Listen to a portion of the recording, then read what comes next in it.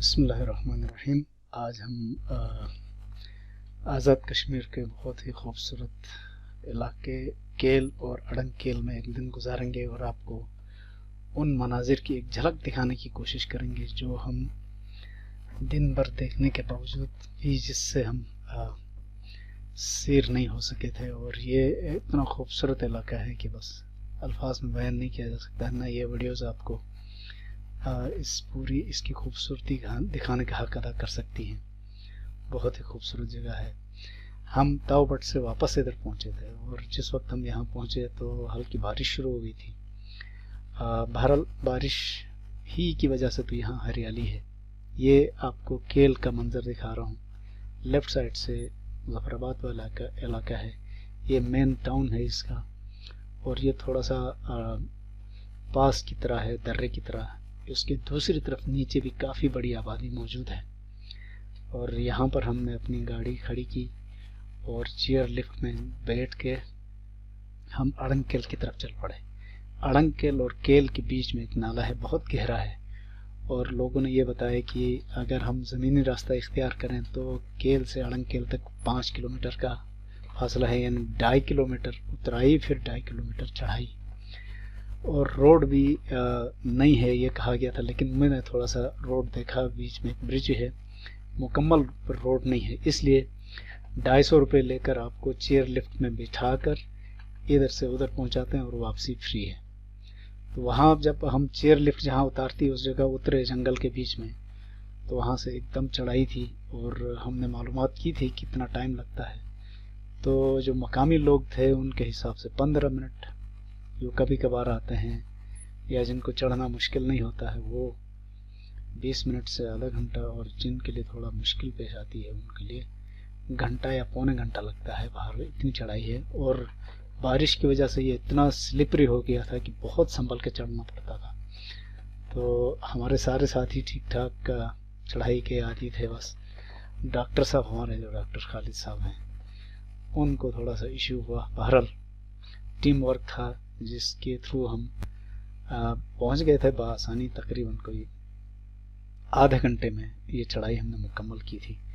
पैदल ट्रैक बना हुआ है, आधे हिस्से तक सीढ़ियाँ सी भी बनी हुई हैं और कहीं सीमेंट भी है, बीच में रेस्ट करने के पॉइंट्स भी हैं और कहीं चाय भी मिलती है, रिफ्रेशमेंट मिलती है। फिर भी इतनी पब्लिक होती है कि आपको यहाँ बोरियत नहीं होती है। बस आपके हिम्मत होनी चाहिए। डॉक्टर खालिद साहब सामान के बगैर भी मुश्किल अपना वज़न उठा रहे हैं, बाकी सारे अपने अपना वज़न उठा के चल रहे हैं और बहुत ही मज़ा आ रहा है।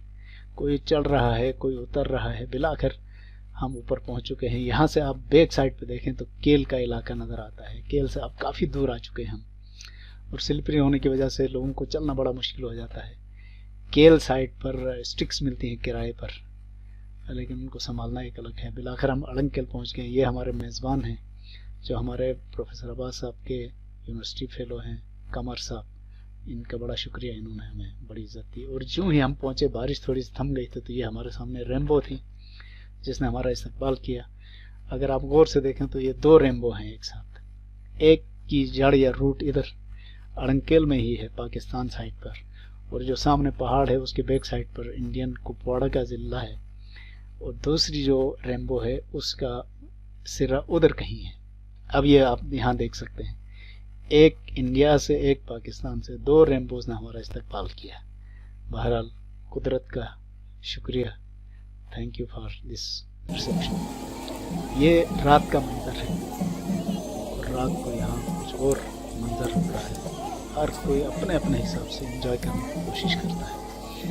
और बिजली यहाँ रेगुलर है, अभी थोड़ी सी कमज़ोर सी थी और हम थक भी गए थे तो हमने रेस्ट किया, सो गए। सुबह उठते ही सूरज तुलू होने से पहले मैंने यहाँ मंजर अपने कैमरे में कैद करने की कोशिश की। मकई की फसल अभी उग रही है, 15 जून है, और यही एक फसल इधर होती है। इसके बाद ही हमें अंदाज़ा हुआ कि घरों की स्ट्रक्चर कैसी है, कितने फासले पर हैं, और बड़ा पुरसुकून सा माहौल है। ये जो आगे पहाड़ नज़र आता है पहाड़ी, उसके बैक साइड पर इंडिया है। अलबत्ता इस पहाड़ के ऊपर जो मोर्चे हैं वो पाकिस्तानी फ़ौज के हैं। तो इतना करीब हर जगह सरहद है। ये हमारा सामने जो गेस्ट हाउस है, टाइटैनिक उसका नाम था। बड़ा ज़बरदस्त, बहुत ज़बरदस्त वो लोग थे। ये उनके हट्स हैं जहाँ हमने क़याम किया। 2 हट्स हमने लिए थे और यहाँ एक एक चीज़ लकड़ी की बनी हुई और लकड़ी भी बड़ा आला क्वालिटी की। तो नाश्ते के बाद हम थोड़ा सा ऊपर की तरफ गए ताकि हम पूरे अड़ंगकेल को देख सकें, लेकिन इरादे कुछ और होते हैं, होता कुछ और है।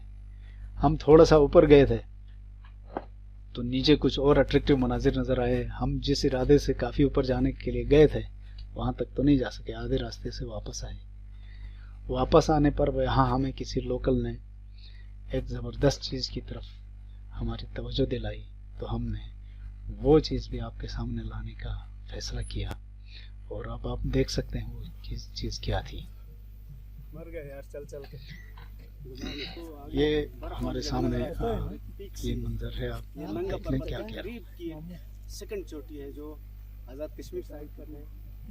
लेफ्ट साइड पर जाएंगे तो नयाट उतरेंगे चिलास साइड, जो कि नंगा पर्वत का क्लाइंबिंग है।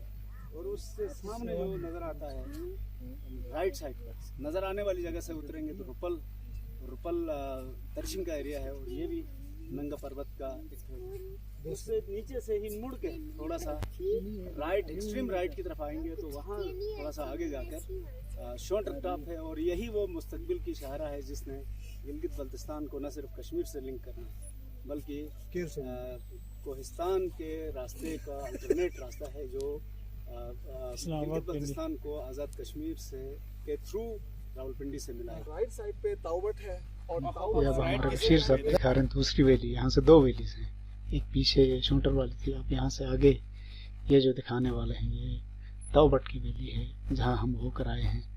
ताउबट से भी अस्तौर तक रास्ता जाता है, वो कमरी टॉप के थ्रू जाता है, लेकिन ये थोड़ा सा लंबा रास्ता है। शॉर्ट जो रास्ता है वो शूटर वाला ये है और शूटर वाले रास्ते से हम मुस्तकबिल में उम्मीद कर रहे हैं कि यहाँ से रास्ता बन जाएगा तो फिर बहुत आराम से यहाँ से आना जाना होगा और फिर इन मनाजिर को हम देख भी सकेंगे और अच्छी तरह से। बहरहाल ये एक दफ़ा फिर आपको एक और पोर्शन दिखा रहे हैं अड़ंगकेल का। मुझे अंदाज़ा ये है कि ये सारे किसी ज़माने में लोगों के ज़ाती घर थे। टूरिज़्म का फ्लो बढ़ने की वजह से अब इन सबको गेस्ट हाउसेस में तब्दील किया गया है और खेतों को सब्ज़े में तब्दील करके टेंट वगैरह लगाए गए हैं मुख्तलिफ शेप और साइज़ के। और जहाँ लोग अपनी चॉइस से, कोई टेंट में रहता है, कोई सिंगल स्टोरी घर में, कोई डबल स्टोरी, कोई ट्रिपल स्टोरी। आप इनकी बनावट ज़रा देखें, इतने खूबसूरत घर बने हुए हैं पूरे के पूरे लकड़ी के, सिवाय टॉयलेट के कोई चीज़ आरसीसी नहीं है। और टॉयलेट्स में भी इंग्लिश प्लस जो देसी कमोड्स हैं वो सारे दस्तियाब हैं। और हम थोड़ा सा और आगे बढ़ गए, एक और पुरसुकून जगह थी क्योंकि कल बारिश काफ़ी सारी हुई थी, आज इसलिए गीलापन बहुत ज़्यादा है, लेकिन हरियाली निखर के आ गई है। यहाँ वैसे भी डस्ट वस्ट तो है नहीं, फिर भी जब बारिश होती है तो दरख्त से लेकर हर चीज़ धुल जाती है, तो इसलिए मंजर बहुत खूबसूरत हो जाता है।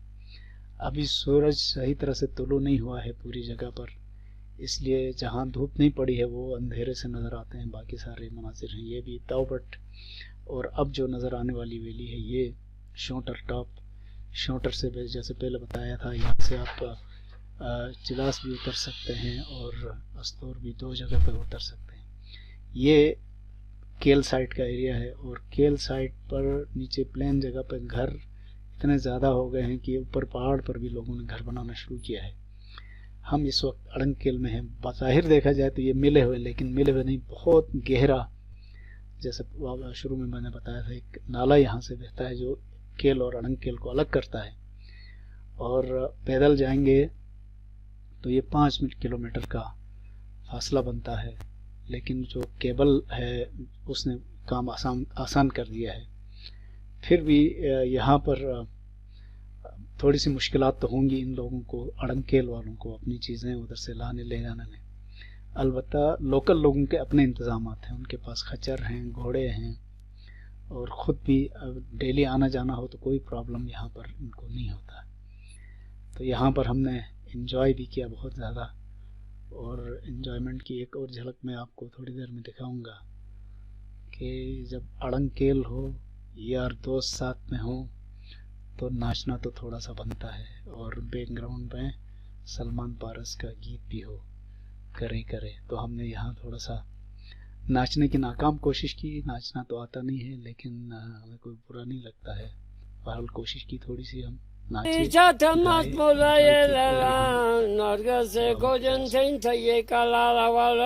वाह वाह वाह।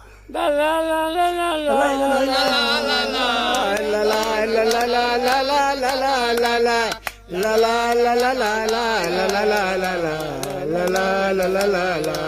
ला ला ला। आपने बाबा की आंखों में चमक देखी होगी। इनका नाम बग्गू खान है।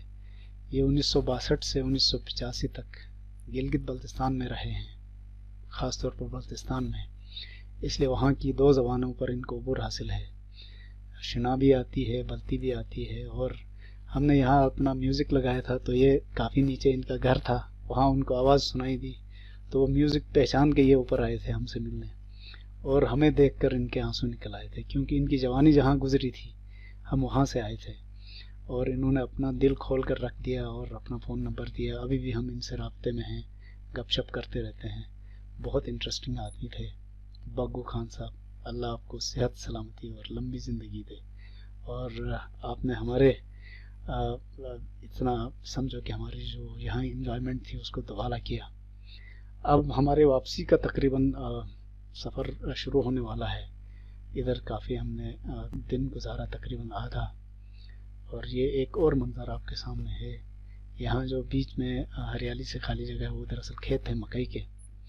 और अड़ंकेल वालों ने एक और बात ये बताई कि गिलगित बल्तिस्तान की एक बहुत ही मशहूर सब्ज़ी है लोकल, जिसको वहाँ सोचल कहा जाता है, वो इधर इन्होंने उगाना शुरू किया है और लोग इसको बहुत पसंद करते हैं और खाते पीते भी हैं। ये एक दफ़ा फिर हमारे जो मेज़बान थे कमर साहब, इनका इंतहाई शुक्रिया अदा करते हैं। इन्होंने हमें बहुत सारी तारीख़ी बातें भी बताई और नाकाबिल फरामोश मेज़बानी का जो बार हमारे सरों पर लाद दिया, उसका बहुत शुक्रिया। जितना शुक्रिया अदा करें कम है। अब हम वापसी के सफ़र पर रवाना है और अड़ंकेल के समझो कि आखिरी मरहले पर अब यहाँ पहुँचे हैं। और यहाँ जब आप इंटर होते हैं अड़ंकेल में, तो शुरू में ये खाबे से नज़र आते हैं, जहाँ बैठ के आप चाय भी पी सकते हैं, रिफ्रेशमेंट की हल्की फुल्की चीज़ें मिल जाती हैं। अब ये वो जगह है जहाँ से हमने वापस उतरना है नीचे, उस पोर्शन तक जहाँ हमें केबल कार वापस अड़ंकेल ले जाएगी। तो ये गधे को देखकर बहुत सारे लोग इधर चीख रहे थे और इसको लाहौरी बकरी कहते थे। तो मैं ज़्यादा तबसरा तो नहीं करूँगा, दिल आज़ारी मकसूद नहीं है, लेकिन लाहौरी बकरा गधे को क्यों कहा जाता है बहुत सारे पाकिस्तानी भाई हमारे जानते हैं।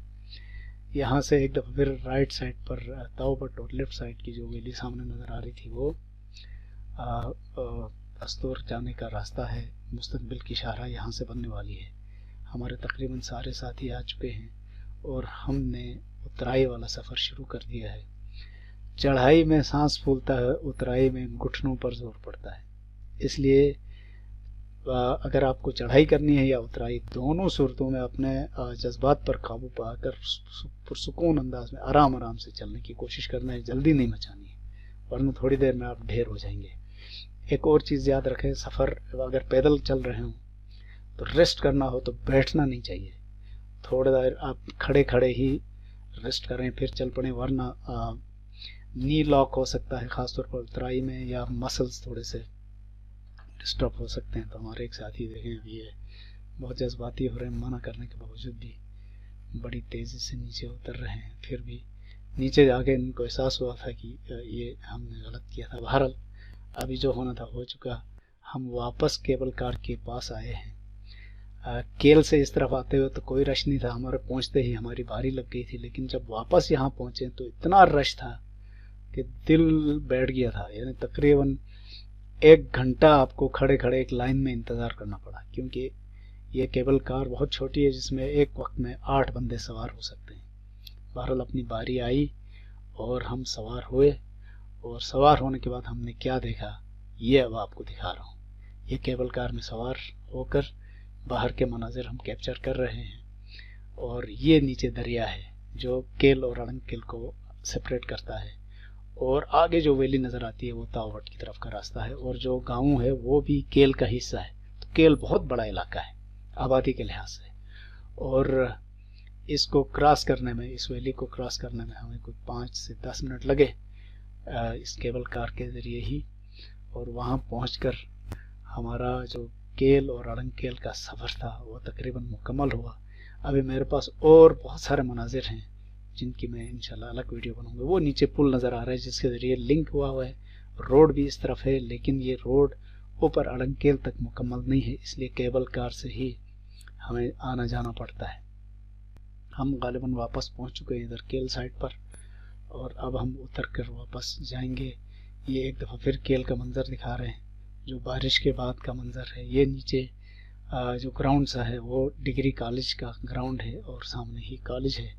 अब हमने इस वैली पर जो मंज़र आपके सामने अब नज़र आ रहा है इस तरफ जाना है। ये मुजफ्फराबाद की तरफ हमें ले जाएगा, और केल के तसलसल के साथ काफ़ी नीचे तक बहुत बड़ा इलाका या लोगों की आबादी मौजूद है, और बड़ा यादगार हमारा यहाँ का ट्रिप रहा। और आप भी कभी प्लान करें तो यहाँ बहुत ज़्यादा एंजॉय करेंगे। आज के लिए इतना ही। Thank you very much. अल्लाह हाफिज़।